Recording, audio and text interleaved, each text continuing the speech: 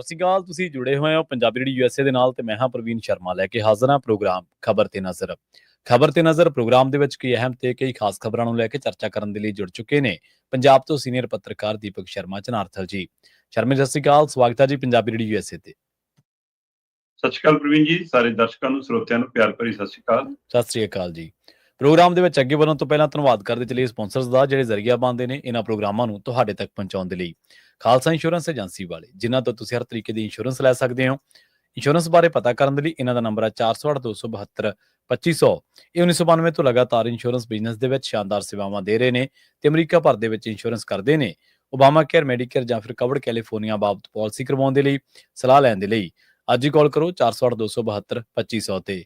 ਟਰਕੀਨ immigration ਲਾ firm ਵਾਲੇ ਜੇ ਟਰਕੀਆਣਾ, ਟੋਨੀ ਟਰਕੀਆਣਾ ਦੇ ਨਾਲ ਤੁਸੀਂ US ਇਮੀਗ੍ਰੇਸ਼ਨ ਬਾਬਤ ਕੋਈ ਵੀ ਸਲਾਹ ਕਰਨੀ ਹੈ ਤਾਂ ਇਹਨਾਂ ਦਾ ਨੰਬਰ ਹੈ 415-909-0503।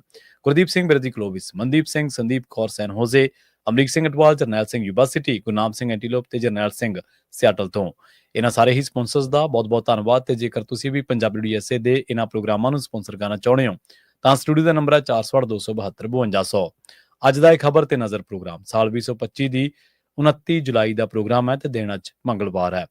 ਖਬਰਾਂ ਦੀ ਸ਼ੁਰੂਆਤ ਕਰੀਏ ਸ਼ਰਮਾ ਜੀ ਇਸ ਟਾਈਮ ਪੰਜਾਬ ਦੇ ਸਭ ਤੋਂ ਵੱਡੇ ਮੁੱਦੇ ਤੋਂ, ਪੰਜਾਬ ਦੀ ਹੋਣੀ ਤੋਂ ਤੇ ਜਾਂ ਕੇ ਲਈ ਪੰਜਾਬ ਦੀ ਹੋਂਦ ਨੂੰ ਚੁਣੌਤੀ ਤੋਂ, ਲੈਂਡ ਪੂਲਿੰਗ। ਜਦੋਂ ਤੋਂ ਇਹ ਨੀਤੀ ਆਈ ਹੈ ਆਪਾਂ ਇਸ ਨੀਤੀ ਦੇ ਬਾਰੇ ਖੰਗਾਲ ਕੇ ਤੇ ਸਾਰੇ ਪਹਿਲੂਆਂ ਤੋਂ ਚਰਚਾ ਕੀਤੀ ਹੈ। ਇਹਦੇ ਮਨਸੂਬੇ ਕੀ ਨੇ, ਅਸਰ ਕੀ ਹੋਊਗਾ, ਪ੍ਰਭਾਵ ਕੀ ਪੈਣਗੇ ਤੇ ਸਿੱਟੇ ਕੀ ਨਿਕਲਣਗੇ, ਸਾਰੇ ਪਹਿਲੂਆਂ ਤੇ ਆਪਾਂ ਚਰਚਾ ਕਰ ਹਟੇ ਹਾਂ।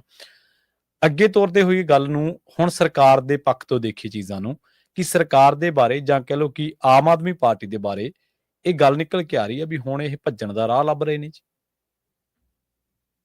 ਪ੍ਰਵੀਨ ਜੀ, ਲੈਂਡ ਪੂਲਿੰਗ ਪਾਲਿਸੀ ਜਦੋਂ ਅਜੇ ਮੁੱਢ ਵੱਜ ਰਿਹਾ ਸੀ, ਜਦੋਂ ਇਹਦੀ ਅਜੇ ਬੁਣਤ ਬੁਣੀ ਜਾ ਰਹੀ ਸੀ ਜੀ, ਉਸ ਸਮੇਂ ਜਦੋਂ ਥੋੜੀਆਂ ਖਬਰਾਂ ਬਾਹਰ ਆਉਣ ਲੱਗੀਆਂ ਸੀ, ਆਪਾਂ ਉਸ ਦਿਨ ਤੋਂ ਇਹ ਗੱਲ ਦੇ ਉੱਤੇ ਜ਼ੋਰ ਦਿੰਦੇ ਆ ਰਹੇ ਹਾਂ ਕਿ ਇਹ ਆਮ ਆਦਮੀ ਪਾਰਟੀ ਦੀ ਸਰਕਾਰ ਨੂੰ ਭਾਰੀ ਪਊਗਾ। ਇਹ ਪੰਜਾਬ ਦੇ ਲਈ ਨੁਕਸਾਨਦੇਹ ਹੈ, ਇਹ ਪੰਜਾਬ ਦੀ ਹੋਂਦ ਦੇ ਲਈ ਖਤਰਾ ਹੈ ਤੇ ਇਹਨਾਂ ਨੂੰ ਇਹ ਪਿਛਾਂਹ ਹਟਣਾ ਪਊ ਜੀ। ਚਲੋ ਅਗਲੇ ਬਜਟ ਰਹੇ, ਕਿਉਂਕਿ ਜਿਸ ਤਰ੍ਹਾਂ 3 ਖੇਤੀ ਕਾਨੂੰਨ ਕਹਿਣ ਨੂੰ ਕੇਂਦਰ ਸਰਕਾਰ ਲਿਆਈ ਸੀ, ਅਸਲ 'ਚ ਤਾਂ ਉਹ ਕਾਰਪੋਰੇਟ ਘਰਾਣੇ ਲਿਆਏ ਸੀ। ਹਾਂਜੀ। ਉਸੇ ਤਰ੍ਹਾਂ ਇਹ ਲੈਂਡ ਪੂਲਿੰਗ ਪਾਲਿਸੀ ਕਹਿਣ ਨੂੰ ਹੈ ਕਿ ਭਗਵੰਤ ਮਾਨ ਦੀ ਸਰਕਾਰ ਲਈ, ਅਸਲ 'ਚ ਤਾਂ ਇਹ ਲੈਂਡ ਮਾਫੀਆ ਲੈ ਕੇ ਆਇਆ। ਕਿ ਉਹ ਲੈਂਡ ਮਾਫੀਆ ਨੇ ਕਿਹਨੂੰ ਘਨੇੜੇ ਚੜਾਇਆ ਇਹ ਵੀ ਸਭ ਨੂੰ ਪਤਾ ਕਿ ਕੌਣ ਚਲਾ ਰਿਹਾ। ਸੋ ਇਸ ਲਈ ਪੰਜਾਬ ਸਰਕਾਰ ਇਸ ਗੱਲ ਨੂੰ ਵਿਜਿੱਦ ਨਜ਼ਰ ਆ ਰਹੀ ਸੀ। ਪਰ ਜਦੋਂ ਮਾਲਵਿੰਦਰ ਕੰਗ ਵਾਲਾ ਮਸਲਾ ਆਇਆ, ਹਾਂਜੀ, ਜਦੋਂ ਉਹਨਾਂ ਦਾ ਟਵੀਟ ਆਇਆ ਤੇ ਫਿਰ ਉਹ ਹਟਵਾ ਦਿੱਤਾ ਗਿਆ, ਉਸ ਟਵੀਟ ਆਉਣ ਔਰ ਹਟਵਾਉਣ ਦੇ ਦਰਮਿਆਨ ਇਹ ਗੱਲ ਕਾਫੀ ਪੰਜਾਬ 'ਚ ਚੱਲੀ ਕਿ ਕੀ ਇਹ ਰਾਹ ਲੱਭ ਰਹੀ ਆਮ ਆਦਮੀ ਪਾਰਟੀ ਇਸ ਤਰੀਕੇ ਨਾਲ ਪਿੱਛੇ ਹਟਣ ਲਈ, ਇਹ ਯੂ ਟਰਨ ਦਾ ਤਰੀਕਾ ਕਿ ਆਪਣੇ ਲੀਡਰ ਤੋਂ ਕਹਾ ਦੋ, ਕੱਲ ਨੂੰ 2 ਹੋਰ ਕਹਿਣਗੇ, 4 ਹੋਰ ਕਹਿਣਗੇ। ਪਰ ਨਹੀਂ, ਜਦ ਚੰਦ ਘੰਟਿਆਂ 'ਚ ਟਵੀਟ ਡਿਲੀਟ ਹੋ ਗਿਆ, ਫਿਰ ਲੱਗਿਆ ਕਿ ਨਹੀਂ, ਅਜੇ ਇਸੇ ਤਰ੍ਹਾਂ ਵਜਿੱਦ ਨੇ, ਅਜੇ ਤਾਂ ਇਹਨੂੰ ਲਾਗੂ ਕਰਕੇ ਰਹਿਣਗੇ।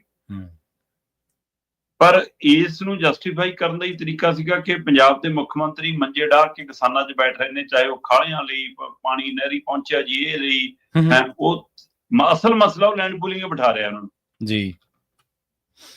ਦੂਸਰੇ ਪਾਸੇ ਜਿਹੜੀ ਗੱਲ ਹੈ ਕਿ ਆਮ ਆਦਮੀ ਪਾਰਟੀ ਤੋਂ ਭਗੌੜਾ ਹੋਊਗੀ, ਉਹਦੇ 2-3 ਪਹਿਲੂ ਉੱਪਰ ਰਹੇ। ਠੀਕ ਹੈ ਜੀ। ਇੱਕ ਪਹਿਲੂ ਤਾਂ ਇਹ ਹੈ ਕਿ ਕੱਲ ਤੱਕ ਆਮ ਆਦਮੀ ਪਾਰਟੀ ਦੀ ਕੈਬਨਿਟ ਜਿਹੜੀ ਕਾਗਜ਼ ਚੱਕ ਦਸਤਾਵੇਜ਼ ਦਿਖਾ ਦਮ ਪਰ ਪਿਛਲੀਆਂ ਸਰਕਾਰਾਂ ਦੀ ਲੈਂਡ ਪੂਲਿੰਗ ਦੇ ਹਵਾਲੇ ਨਾਲ ਵੀ ਗੱਲ ਕਰ, ਅਮਲ ਅਰੋੜਾ ਤਾਂ ਗੱਲ ਕਰ ਰਹੇ ਸੀਗੇ ਜੀ, ਬਾਦਲ ਵੀ ਤਾਂ ਇਹੀ ਲੈ ਕੇ ਆਏ ਸੀ, ਦੇਖੋ ਜੀ ਉਹਨਾਂ ਟਾਈਮ ਵੀ ਇਹੀ ਸੀ ਜੀ, ਉਹ 25,000 ਦਿੰਦੇ ਸੀ, ਅਸੀਂ ਲੱਖ ਦਿੰਦੇ ਆ ਜੀ। ਸੋ ਉਹ ਤਰੀਕਾ ਕਰ ਜਿਹੜੇ ਦੱਸ ਰਹੇ ਸੀ, ਕੱਲ ਅਮਲ ਅਰੋੜਾ ਜੀ ਕਹਿੰਦੇ ਮੇਰੇ ਕੋਲ ਤਾਂ ਵਿਭਾਗ ਨਹੀਂ ਜੀ, ਮੈਨੂੰ ਕਾਹਨੂੰ ਪੁੱਛੀ ਜਾਂਦੇ। ਅੱਛਾ, ਤੇ ਪ੍ਰੈਸ ਕਾਨਫਰੰਸਾਂ ਕੌਣ ਕਾਹਤੋਂ ਕਰਦੇ ਸੀ ਫਿਰ? ਇਹੀ ਗੱਲ ਆਮ ਆਦਮੀ ਪਾਰਟੀ ਦੇ ਵਿੱਚ ਹਰ ਰੋਜ਼ 2-2, 4-4 ਮੰਤਰੀ ਪ੍ਰੈਸ ਕਾਨਫਰੰਸਾਂ ਕਰਦੇ ਰਹਿੰਦੇ ਆ। ਹਾਂਜੀ, ਕੱਲ ਗੋਇਲ ਹੋਰੀ ਵੀ ਕਰ ਰਹੇ ਸੀ ਤੇ ਅਮਨ ਅਰੋੜਾ ਵੀ ਕਰ ਰਹੇ ਸੀ। ਉਹਨਾਂ ਕੋਲ ਹੁਣ ਇਹਨਾਂ ਸਵਾਲਾਂ ਦੇ ਜਵਾਬ ਨਹੀਂ, ਜਦੋਂ ਕਿ ਸਵਾਲ ਬੜੇ ਸਾਦੇ ਤੇ ਸਿੱਧੇ ਹੀ ਹੁੰਦੇ ਆ। ਜਿਹੜਾ ਮੀਡੀਆ ਨੂੰ ਪੁੱਛਦਾ ਉੱਥੇ ਤੱਕ ਪਹੁੰਚਦਾ ਪ੍ਰੈਸ ਕਾਨਫਰੰਸ 'ਚ ਕਿਹੜਾ ਹੈ ਸਭ ਨੂੰ ਪਤਾ। ਤੇ ਇਸ ਲਈ ਉਹ ਜੇ ਸਾਦੇ ਸਿੱਧੇ ਸਵਾਲਾਂ ਦਾ ਜਵਾਬ ਵੀ ਨਹੀਂ ਦੇ ਪਾਉਂਦੇ, ਉਹ ਕਹਿੰਦੇ ਜੀ ਕਿ ਨਹੀਂ ਜੀ ਇਹ ਤਾਂ ਮੇਰੇ ਕੋਲ ਤਾਂ ਵਿਭਾਗ ਨਹੀਂ ਗਾ ਜੀ। ਬਈ ਲੈਂਡ ਪੂਲਿੰਗ ਪਾਲਿਸੀ ਕੈਬਨਿਟ 'ਚ ਪਾਸ ਹੋਈ ਹੈ ਤੇ ਕੈਬਨਿਟ ਦੇ ਤੁਸੀਂ ਮੰਤਰੀ ਹੋ ਜੀ, ਤੁਸੀਂ ਚਰਚਾ ਕੀਤੀ ਹੋਣੀ, ਤੁਸੀਂ ਉਹਦੀਆਂ ਪਹਿਲਾਂ ਤਾਰੀਫਾਂ ਦੇ ਪੁਲ ਬੰਨ੍ਹਦੇ ਰਹੇ ਹੋ, ਫਿਰ ਇਹ ਕੀ ਹੈ? ਦੂਸਰਾ, ਆਮ ਆਦਮੀ ਪਾਰਟੀ ਦੇ ਪੰਜਾਬ ਦੇ ਵਿੱਚ ਇੰਚਾਰਜ ਮਨੀਸ਼ ਸਿਸੋਦੀਆ ਤੇ ਸਹਾਇਕ ਇੰਚਾਰਜ ਸਤਿੰਦਰ ਜੈਨ, ਇਹ ਦੋਵਾਂ ਨੇ ਰੱਟਾ ਲਵਾਇਆ, ਪਾਠ ਪੜਾਇਆ ਪੰਜਾਬ ਦੇ ਆਮ ਆਦਮੀ ਪਾਰਟੀ ਦੇ ਐਮਐਲਏ ਨੂੰ, ਜ਼ਿਲ੍ਹਾ ਪ੍ਰਧਾਨਾਂ ਨੂੰ, ਹੋਰ ਆਗੂਆਂ ਨੂੰ ਕਿ ਤੁਸੀਂ ਏਦਾਂ ਜਾ ਕੇ ਗੁਣਗਾਨ ਕਰੋ ਪਿੰਡਾਂ 'ਚ ਲੈਂਡ ਪੋਲਿੰਗ ਪਾਲਿਸੀ। ਠੀਕ ਹੈ ਜੀ। ਸਾਰਾ ਪਾਠ ਯਾਦ ਕਰਨ ਤੋਂ ਬਾਅਦ ਵੀ ਐਮਐਲਏ ਔਰ ਜ਼ਿਲ੍ਹਾ ਪ੍ਰਧਾਨਾਂ ਤੇ ਹੋਰ ਇਹਨਾਂ ਦੇ ਚੇਅਰਮੈਨਾਂ ਉਹਨਾਂ ਸਾਰੇ ਆਗੂਆਂ ਨੇ ਹੱਥ ਖੜੇ ਕਰਤੇ ਕਿ ਅਸੀਂ ਨਹੀਂ ਪਿੰਡਾਂ 'ਚ ਜਾ ਕੇ ਕੱਪੜੇ ਫੜਾਉਣੇ। ਤੇ ਉੱਥੋਂ ਫਿਰ ਲੀਡਰਸ਼ਿਪ ਨੂੰ ਲੱਗਿਆ ਕਿ ਇਹਦਾ ਮਤਲਬ ਮਾਮਲਾ ਗੰਭੀਰ ਹੈ, ਜੇ ਸਾਡੇ ਲੀਡਰ ਤਿਆਰ ਨਹੀਂ ਜੀ। ਪਹਿਲਾਂ ਸ਼ਾਇਦ ਭਗਵੰਤ ਮਾਨ ਦੇ ਕਹਿਣ ਤੇ ਵੀ ਉਹ ਸੁਣਨ ਨੂੰ ਤਿਆਰ ਨਹੀਂ ਹੋਣੀ, ਕਿਉਂਕਿ ਭਗਵੰਤ ਮਾਨ ਵੀ ਇਸ ਪਾਲਿਸੀ ਨੂੰ ਲਿਆਉਣ ਦੇ ਕਹਿੰਦੇ ਹੱਕ 'ਚ ਨਹੀਂ ਸੀ। ਪਰ ਜੇ ਕਿਹੜੀ ਮਜਬੂਰੀ ਹੈ ਕਿ ਉਹਦੇ ਬਾਵਜੂਦ ਵੀ ਦਸਤਖਤ ਹੁੰਦੇ ਨੇ ਤੇ ਜੀ ਕੰਟਰੋਲ ਵੀ ਚੀਫ ਸੈਕਟਰੀ ਦੇ ਹੱਥ ਦਿੱਤਾ ਜਾਂਦਾ ਜੀ, ਉਹ ਸਾਰਾ ਉਹ ਚਲਾਉਣਗੇ ਜੀ, ਦੇਖਣਗੇ, ਜਿਹਦਾ ਮਤਲਬ ਹੈ ਕਿ ਇਹ ਡਾਇਰੈਕਟ ਡੀਲ ਹੈ। ਸਹੀ ਹੈ। ਹੁਣ ਇਹਦੇ ਵਿੱਚ ਜਦੋਂ ਐਮਐਲਏ ਤੇ ਉਹਨਾਂ ਨੇ ਵੀ ਕਿਨਾਰਾ ਕਰ ਲਿਆ, ਫਿਰ ਕਹਿੰਦੇ ਆਮ ਆਦਮੀ ਪਾਰਟੀ ਨੂੰ ਫਿਕਰ ਪਈ ਜੀ। ਪਿਛਲੇ 2 ਦਿਨਾਂ ਤੋਂ ਮਨੀਸ਼ ਸਿਸੋਦੀਆ ਤੇ ਸਤਿੰਦਰ ਜੈਨ ਇੱਥੋਂ ਦੀਆਂ ਜਿਹੜੀਆਂ ਕੋਠੀਆਂ ਨੱਪੀਆਂ ਨੇ ਉਹ ਛੱਡ ਕੇ ਫਰਾਰ ਨੇ। ਹੁਣ ਉਹ ਸਲਾਹ ਮਸ਼ਵਰੇ ਲਈ ਦਿੱਲੀ ਗਏ ਨੇ, ਕੋਈ ਮੀਟਿੰਗ ਲਈ ਦਿੱਲੀ ਗਏ ਨੇ। ਕਹਿੰਦੇ ਕੱਲ ਦੇਰ ਰਾਤ ਖਾਸੀ ਗੰਭੀਰ ਬੈਠਕ ਹੋਣੀ ਸੀ, ਦੋਨਾਂ ਤਿੰਨਾਂ 'ਚ ਹੋਣੀ ਕੇਜਰੀਵਾਲ ਨਾਲ ਬਿਠਾ ਕੇ ਜਾਂ 1-2 ਕੋਈ ਹੋਰ। ਉਹ 'ਚੋਂ ਕੀ ਹੋਇਆ ਕੀ ਨਹੀਂ ਉਹਦਾ ਅੱਜ ਕੁਛ ਪਾਰ ਨਤਾਰਾ ਦਿਖ ਸਕਦਾ ਜਿਹਦੀ ਕੈਬਨਿਟ 'ਚ ਜੋ ਆਊਗਾ। ਜੋ ਦਿੱਲੀ ਦੀ ਬੈਠਕ 'ਚ ਹੋਊਗਾ ਉਹ ਫਰਮਾਨ ਅੱਜ ਦੀ ਕੈਬਨਿਟ ਦੀ ਬੈਠਕ ਨੂੰ ਪਹੁੰਚੂਗਾ ਜੀ। ਅੱਜ ਫਿਰ ਕੈਬਨਿਟ ਦੀ ਬੈਠਕ ਰੱਖ ਲਈ ਹੈ। ਮਤਲਬ ਜਿਹੜੀ ਆਮ ਆਦਮੀ ਪਾਰਟੀ ਦੀ ਸਰਕਾਰ ਨੇ 3.5 ਸਾਲਾਂ 'ਚ 6 ਮਹੀਨੇ 'ਚ ਇੱਕ ਬੈਠਕ ਮਸਾਂ ਕੀਤੀ, ਰੋਜ਼ 'ਚ ਇੱਕ, ਉਹ ਹਰ ਤੀਜੇ ਦਿਨ ਨੂੰ ਬੈਠਕ ਕਰ ਰਹੀ ਹੈ ਜੀ। ਕਈ ਵਾਰ ਤਾਂ ਇਹ ਹੁੰਦਾ ਕਿ ਬੈਠਕ ਜਿਸ ਏਜੰਡੇ ਲਈ ਕੀਤੀ ਜਾਂਦੀ ਹੈ ਬਾਅਦ ਚੋਂ ਦਿੱਲੀ ਵਾਲੇ ਤੋਂ ਪਲਟ ਜਾਂਦੇ ਨੇ, ਫਿਰ ਡੰਗ ਟਪਾਊ ਬੈਠਕ ਕਰਨੀ ਪੈਂਦੀ ਹੈ। ਸੈਸ਼ਨ ਵੀ ਦੇਖਿਆ ਕਿ 2 ਦਿਨ ਦਾ ਬੁਲਾਇਆ ਜਿਸ ਉਦੇਸ਼ ਨਾਲ ਸੀ, ਪਹਿਲਾਂ ਉਹ ਤੋਂ ਪਿੱਛੇ ਹਟ ਗਏ, ਫਿਰ ਵਧਾ ਕੇ ਉਸ ਤੇ ਆਏ ਜੀ। ਸੋ ਇਸ ਲਈ ਹੁਣ ਦਿੱਲੀ ਵਾਲੇ ਕੀ ਫਰਮਾਨ ਭੇਜਦੇ ਨੇ ਦੇਖਣ ਵਾਲੀ ਗੱਲ ਹੈ। ਇਹ ਸਾਰੀ ਪ੍ਰਕਿਰਿਆ ਦੇ ਦਰਮਿਆਨ ਇੱਕ ਧਿਰ 2 ਬੰਦੇ ਪੰਜਾਬ ਹਰਿਆਣਾ ਹਾਈ ਕੋਰਟ ਪਹੁੰਚ ਕੇ ਲੈਂਡ ਪੋਲਿੰਗ ਪਾਲਿਸੀ ਦੇ ਖਿਲਾਫ। ਹੁਣ ਇੱਕ ਪਾਸੇ ਅੱਜ ਪੰਜਾਬ ਦੇ ਵਿੱਚ ਮਤਲਬ ਕਿ ਝੰਡਾ ਮਾਰਚ ਹੈ, ਟਰੈਕਟਰ ਮਾਰਚ ਹੈ, ਕਿਸਾਨਾਂ ਦੀ ਧਰਤੀ ਤੇ ਨਿਕਲਣਾ ਹੈ। ਰਾਤ ਦੀ ਕੋਈ ਖਬਰ ਜਿਹੀ ਆਈ ਨਹੀਂ ਕਿ ਕਿਸਾਨ ਆਗੂ ਚੱਕੇ ਹੋਣ, ਜਿਹੜੇ ਪਹਿਲਾਂ ਕਹਿੰਦੇ ਸੀ ਅਸੀਂ ਖਨੌਰੀ ਸ਼ੰਭੂ ਵੀ ਖਾਲੀ ਕਰਾ ਲਿਆ, ਚੰਡੀਗੜ੍ਹ ਵੀ ਨਹੀਂ ਵੰਡ ਦਿੱਤੇ। ਮੈਂ ਤਾਂ ਕਹਿੰਦਾ ਜੀ ਚੱਕ ਵੀ ਲੈਂਦੇ ਤਾਂ ਵੀ ਕਰਕੇ ਦੇਖ ਲੈਂਦੇ, ਪਤਾ ਲੱਗ ਜਾਂਦਾ ਕਿ ਪੰਜਾਬ ਕਿੰਨਾ ਕੁ ਤਿਆਰ ਆ ਜਿੱਥੇ ਝੰਡਾ ਮਾਰਚ ਟਰੈਕਟਰ ਮਾਰਚ ਲਈ ਹੈ ਨਾ। ਹਾਂਜੀ ਹਾਂਜੀ ਬਿਲਕੁਲ। ਪਰ ਇਹਦਾ ਮਤਲਬ ਹੁਣ ਇਹਨਾਂ ਨੂੰ ਇਹ ਲੱਗਣ ਲੱਗ ਗਿਆ ਕਿ ਕਿਤੇ ਸਾਡੇ ਨਾਲ ਮੋਦੀ ਵਾਲੀ ਨਾ ਹੋਵੇ। ਦੂਏ ਪਾਸੇ ਜਿਹੜੀ ਪਟੀਸ਼ਨ ਪਈ ਆ ਉਸ ਨੂੰ ਲੈ ਕੇ ਵੀ ਕਈ ਤਰ੍ਹਾਂ ਦੀ ਰਾਏ ਹੈ ਕਿ ਕੀ ਹੁਣ ਇਹ ਪਟੀਸ਼ਨ ਇਹ ਸਹੀ ਹੋ ਜੂਗੀ ਇਹਨਾਂ ਨੂੰ ਬਚਾਉਣ ਲਈ, ਕਿ ਉਸ ਬਹਾਨੇ ਹੀ ਭੱਜਣ ਦਾ ਰਾਹ ਮਿਲ ਜੂਗਾ ਜੀ ਕਿ ਲੋ ਜੀ ਅਦਾਲਤ ਨੇ ਰੋਕ ਲਾਤੀ, ਆ ਕੁਛ ਲਾਤੀ, ਕਿਉਂਕਿ ਇਹਨਾਂ ਦੇ ਵਕੀਲ ਤਾਂ ਉੱਥੇ ਕਿੱਥੇ ਦਮ ਭਰਨਗੇ, ਕੀ ਭਰਨਗੇ ਸਭ ਨੂੰ ਪਤਾ। ਜੇ ਇਹਨਾਂ ਦੇ ਉਸ ਤਰੀਕੇ ਨਾਲ ਜਿਹੜੇ ਰੱਖੇ ਸਰਕਾਰੀ ਵਕੀਲ ਕੰਮ ਕਰਦੇ ਹੁੰਦੇ, ਫਿਰ ਉਹ ਪਾਣੀ ਵਾਲੇ ਮਸਲੇ ਤੇ ਫਜੀਅਤ ਨਾ ਹੁੰਦੀ। ਉਹ ਵਾਰ-ਵਾਰ ਹੋ ਰਹੀ ਹੈ। ਕੱਲ ਫਿਰ ਉਹ ਚਾਹੇ ਉਹ ਮਾਮਲਾ ਨਿਬੜ ਲਿਆ 4500 ਕਿਊਸੈਕ ਦਾ, ਪਰ ਉਸ ਮਾਮਲੇ 'ਚ ਮਤਲਬ ਝਾੜਾਂ ਪਾ ਕੇ ਉਹ ਰੱਦ ਕਰਤੀ ਅਗਲੇ ਨੇ ਇਹਨਾਂ ਦੀ ਅਪੀਲ। ਸੋ ਇਸ ਲਈ ਇਹ ਵੀ ਮਹਿਸੂਸ ਕੀਤਾ ਜਾ ਰਿਹਾ, ਅਜੇ ਇਹ ਸਪਸ਼ਟ ਨਹੀਂ ਹੈਗਾ ਕਿ ਜਿਹੜੀ ਧਿਰ ਨੇ ਪਟੀਸ਼ਨ ਪਾਈ ਹੈ ਉਹ ਕਿਸ ਰਾਹ ਦੇ ਨਾਲ ਆ, ਪਰ ਕਈ ਤਰ੍ਹਾਂ ਇਹ ਮੰਨਦੀ ਹੈ ਕਿ ਚਾਹੇ ਜਿਸ ਮਰਜ਼ੀ ਰਾਹ ਨਾਲ ਹੀ ਹੋਵੇ, ਉਹ ਸਰਕਾਰ ਨੂੰ ਇਸ ਤੋਂ ਬਚਾ ਕੇ ਵੀ ਕੱਢਣ ਦਾ ਰਾਹ ਬਣ ਸਕਦੀ ਹੈ। ਜੋ ਵੀ ਹੋਵੇ ਜੀ, ਇਹਨੂੰ ਸਰਕਾਰ ਬਚ ਕੇ ਨਿਕਲਣ ਦਾ ਰਾਹ ਕਹੇ ਤੇ ਪੰਜਾਬ ਵਾਲੇ ਜੇ ਇਹਨੂੰ ਭਗੌੜਾ ਕਹਿਣ। ਸੋ ਆਮ ਆਦਮੀ ਪਾਰਟੀ ਹੁਣ ਲੈਂਡ ਪੂਲਿੰਗ ਤੋਂ ਭੱਜਣ ਦਾ ਰਾਹ ਲੱਭਣ ਲੱਗੀ। ਹਾਂਜੀ ਬਿਲਕੁਲ। ਥੋੜੇ ਦਿਨਾਂ ਦੇ ਵਿੱਚ ਹੀ ਥੱਕ ਗਏ ਇਸ ਨੀਤੀ ਨੂੰ ਡਿਫੈਂਡ ਕਰਕੇ। ਜਿਵੇਂ ਤੁਸੀਂ ਦੱਸ ਹੀ ਰਹੇ ਸੀ ਵੀ ਵਿਧਾਇਕ ਤੇ ਮੰਤਰੀ ਸੰਤਰੀਆਂ ਦਾ ਤਾਂ ਹੀ ਨਹੀਂ ਪਿਆ ਵੀ ਉਹ ਨਿਕਲ ਕੇ ਪਿੰਡਾਂ ਦੇ ਵਿੱਚ ਪ੍ਰਚਾਰ ਕਰ ਸਕਣ। ਅਫਸਰਸ਼ਾਹੀ ਨੇ ਜ਼ਰੂਰ ਇਹ ਜ਼ਿੰਮੇਵਾਰੀ ਮੋਢੇ ਚੱਕੀ ਰੱਖੀ, ਪਰ ਉਹਨਾਂ ਦੀ ਪੰਜਾਬ ਦੇ ਲੋਕਾਂ ਦੇ ਵਿਰੋਧ ਦੇ ਸਾਹਮਣੇ 2 ਹਫ਼ਤੇ ਵੀ ਸ਼ਾਇਦ ਉਹ ਨਹੀਂ ਕੱਢ ਸਕੇ। ਜੇਕਰ ਇਹ ਪਾਲਿਸੀ ਅੱਜ ਕੱਲ੍ਹ ਦੇ ਵਿੱਚ ਵਾਪਸ ਹੁੰਦੀ ਹੈ ਜਾਂ ਕਿਤੇ ਵੀ ਵਾਪਸ ਹੁੰਦੀ ਹੈ ਤਾਂ ਇਹਦਾ ਪਤਾ। ਅਸੀਂ ਨਹੀਂ ਕਹਿੰਦੇ ਕਿ ਅੱਜੇ ਵਾਪਸ ਹੋ ਜੂਗੀ, ਪਰ ਜਿਹੇ ਜਿਹਾ ਆਮ ਆਦਮੀ ਪਾਰਟੀ ਦਾ ਢੰਗ ਤਰੀਕਾ ਬਿਨਾਂ ਦੱਸੇ ਅਚਾਨਕ ਯੂ ਟਰਨ ਮਾਰ ਜਾਂਦੇ ਨੇ।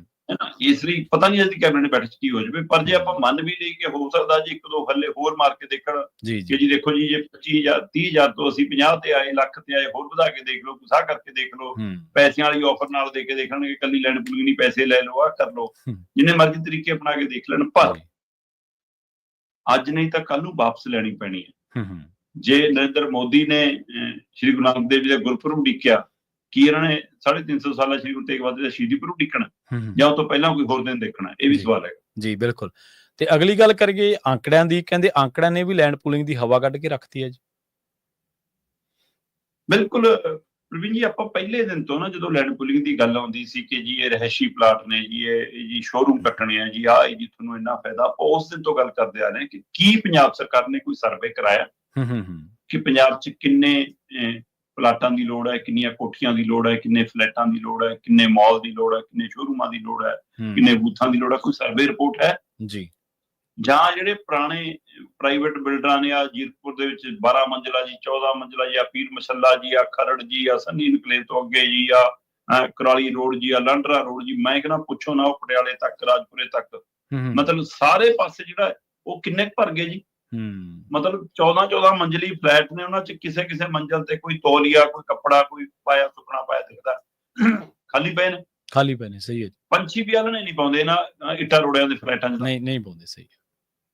ਤੇ ਤੁਸੀਂ ਮਤਲਬ ਕਿ ਜੇ ਉਹ ਇੰਨੇ ਖਾਲੀ ਪਏ ਨੇ, ਤੇ ਫਿਰ ਦੂਸਰੇ ਪਾਸੇ 2013 ਚ ਜਿਹੜਾ ਮੋਹਾਲੀ, ਨਿਊ ਚੰਡੀਗੜ੍ਹ ਜੇ ਉਹ ਇੱਥੇ ਕੱਟੇ, ਉਹਨਾਂ ਨੂੰ ਅਜੇ ਤੱਕ ਲੈਂਡ ਪੂਲਿੰਗ ਵਾਲਿਆਂ ਨੂੰ ਵਿਚਾਰਿਆਂ ਨੂੰ ਆਪਣੀਆਂ ਕੋਠੀਆਂ, ਕਬਜੇ, ਪਲਾਟ, ਉਹ ਬੂਥ ਨਹੀਂ ਮਿਲੇ।